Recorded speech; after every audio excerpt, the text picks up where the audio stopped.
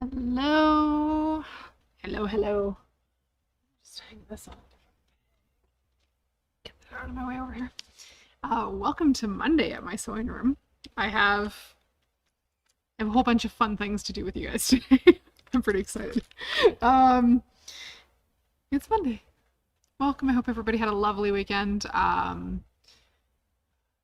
hope that if you did get a chance to get out to the Heritage Park Quilt Show here in Calgary, that you enjoyed your time. It was a beautiful weekend for a quilt show. Just kind of like perfect weather. So it was great. I'm gonna show you guys some new stuff that came in today. One of the things I'm showing you, we can special order in for you, and I'm pretty sure it is on my birthday list. I haven't told my husband yet, but I'm very excited about it, and I think one should come home with me. So today we're going to be talking Accuquilt dies and some of the new things that we have in from Accuquilt. So first off, what is an Accuquilt? An Accuquilt is a die cutter. So the Accuquilt dies come mounted in a plastic backing with foam, and inside the foam is a blade. So a die cutter is great in that you can cut multiple layers of fabric, kind of depending on the fabric you're cutting. You might be able to cut between 4 and 6 layers of fabric at a time, and all the cuts come out the same. Lots of things like triangles, if you're cutting triangles, have the corners notched off so they're easier to line up for piecing together afterwards, and you're not getting weird extra dog ears on them. And they come in pretty standard sizes for a lot of the really basic Accuquilt shapes. So this is a half square triangle die that makes a flying geese die, sorry. The dies are labeled usually on the side, so you know what they're for. Flying geese, 3.5 by 6.5 inch finished, which is quite a nice size and very functional. But it's a pretty fast way to cut a lot of pieces if you're needing lots and lots of triangles for a project. This would be a great way to get them done. And then they're all the same size, they're all cut perfectly. It's great. So a couple different cutters you can use with the Accuquilt dies. So on my table today, I've got the Go Big Electric that looks kind of like this. There's also some Go Bigs that are hand crank, and there's a mini one too. I don't remember the name of the mini one right now, but there's a variety, and we can get all of them in for you if that's what you want. But I think an Accuquilt's on my birthday list because the new cube that we have here is just cracking me up to no end. So other nice things about Accuquilt is if you have scraps and you just want to turn your scraps into functional pieces of fabric, you could very easily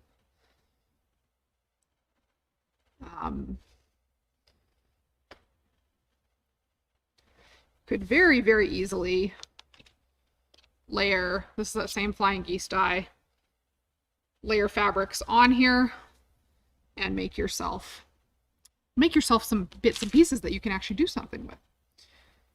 So I'm going to move the keyboard that I don't need. There we go. We'll do a top-up view here. So this die, I want these half square triangles that'll go on the end of my flying geese. And I would like the goose part of my flying geese. And then on top of the fabric, we'll put a cutting mat. These cutting mats come in a few different sizes, and you want to match your cutting mat size to the size of the die you're using. This die is a 6.5 by 12 or 6 by 12, so 6 by 12 cutting mat on top of it. And this is what the pressure is going to go on the top here. It's going to push the fabric down onto the blades. So from here, it's going into your machine.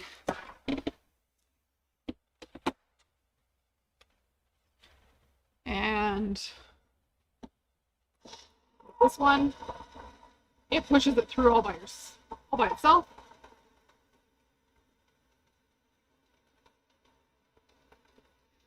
And when it comes off the machine, what we're left with is sometimes the odd little bit that's not quite cut, like 1 or 2 threads. This cutting mat's quite worn. It's our display one, so it gets cut all the time. But there is 2 pieces of our flying geese, or flying goose. What is the plural of a flying geese block? Flying gooses? Nope, flying geese would be the plural. I know how to do plurals today. A single one of these would be a flying goose. Multiples is flying geese. But this would be all ready to sew together. And when we go to sew this at the machine, 1/4 inch seam line right along there with our perfect placement. Press the first side open, go back in and do the second. But no fussing around to get this block sewn together once the pieces are all cut. It's fabulous. So quick and painless. But that's kind of the basic concept, and you could cut multiples of those all in one go rather than just enough for one flying goose. Other things that Accuquilt makes that are pretty fun. We had one of these camper dies for applique come in on our last order, and it promptly left the building again. So some of their dies are for piecing, some are for applique. This would be an applique block. And lots of the applique blocks that they have, there's a machine embroidered version available, so you can use this, cut all your pieces this way and do machine embroidery with those blocks, which is very cool. If you're that kind of person, if you like doing applique, if you like doing piecing, you're set. All the good things there. And then the newest cube that's available is I'm super excited about. English paper piecing. So the cubes come with a whole bunch of dies that'll all work together to make different quilt blocks. And on the side of the cube, it'll show you all the different quilt block possibilities. Let me zoom in on that. Look at how many different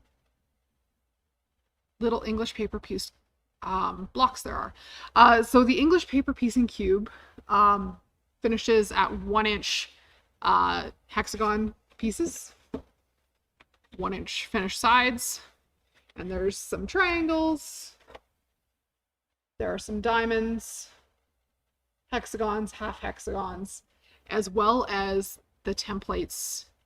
It'll cut paper for templates, so it'll cut both your fabric and your paper for any English paper piecing you might want to do. And as much as I am usually a machine embroidery person, do a lot of machine embroidery, do a lot of sewing, I do a ton of English paper piecing because otherwise I am a terrible passenger in the car. I fall asleep like nobody's business when I get in a moving vehicle, and my husband does not like me navigating with my eyes closed. I'm better at music and snacks and managing music, snacks, navigation, temperature control in the vehicle, and keeping the driver awake if I'm doing something. So I hand sew in the car, and I won't do it like driving through town, but the moment we hit the highway, my inclination is to go to sleep, and that is not how he would like the driving to happen. So I English paper piece in the car.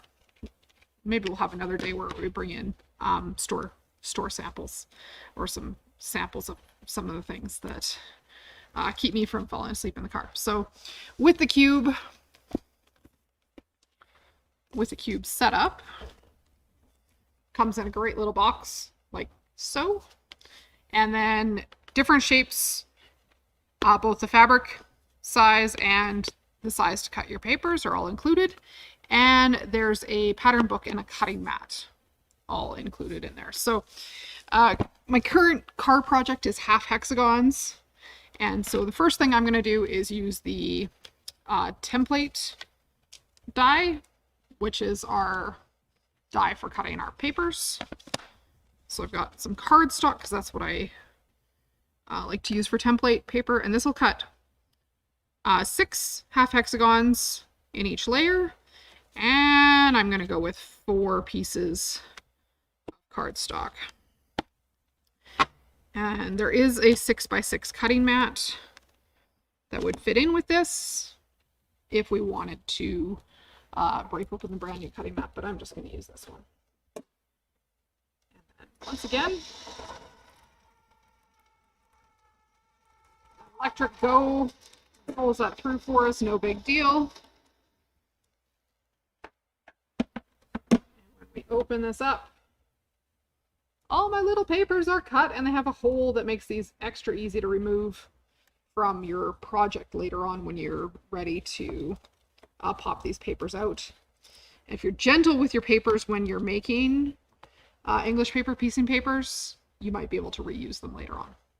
So all those half hexagons, all exactly the same size because they're die cut, all with the holes already punched. It's fabulous. I'm ridiculously excited about this. So we'll make a whole bunch of papers, make a stash of papers for later, and then the die can go back in its little home in its cupboard. So inside the cube, I will put the die and its instructional paperwork away together, unless I lost the instructional paperwork. And it gives you ideas for layouts. So that is the die for the paper, and then the die for our fabric looks like this. And again, if I wanted to cut these out of scraps, I have some weird scraps left over from this last project.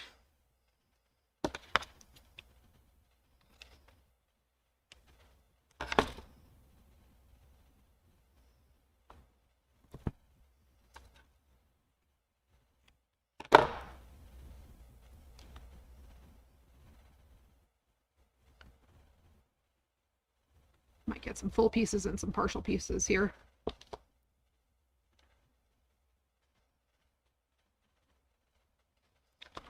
Cutting that back on top. Send that through.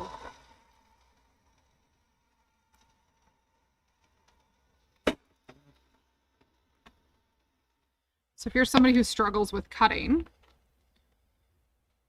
this would be a great way to keep sewing without the pain and suffering of rotary cutting or scissor cutting all your fabric. So on that, nope, top down, sorry. So now I've got all these little hexagons, all the right size, a little bit of extra fabric. And these would be ready to either glue-based or hand-based in place to make our English paper piecing pieces. We might have to do a little bit of an English paper piecing day another day this week so you can actually see how these go together.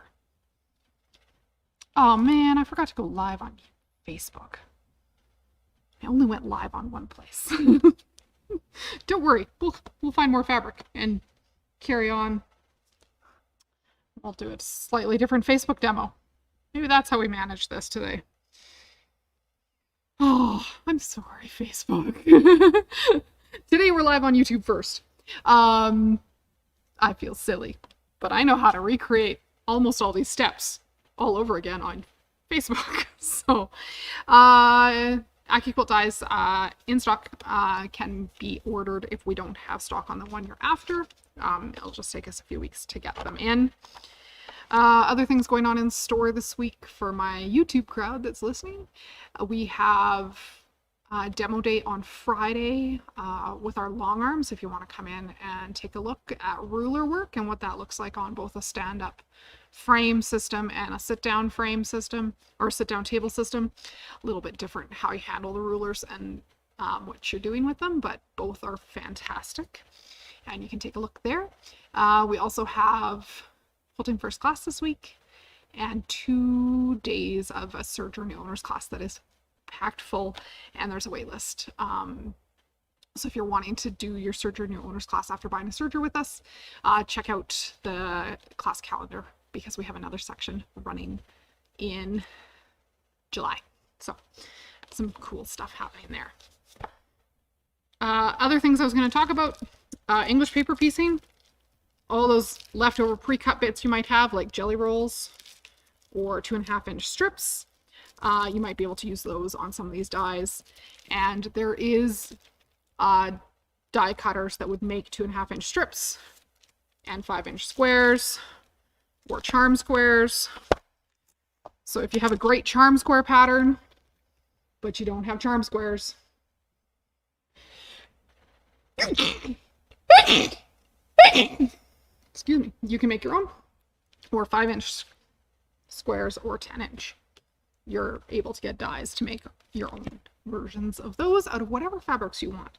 And then you're not on the hunt for something super specific that maybe you're not finding exactly what you need. Okay, well, I'm going to sign off on YouTube and do a similar but not quite the same video on Facebook rather than starting halfway through on the other platform. So thank you for joining me on YouTube. If you liked today's video, hit the like button, hit the subscribe button and the bell for notifications so you know when we go live again. And you can check us out and find more info at mysewingroom.ca. Thank you for joining me. I'm going to go live on the other platform in just a moment so that all my ducks are in a row everywhere. But really, it's an excuse to cut more paper today and more fabric for another English paper piecing project. So thanks for joining me on YouTube. See you on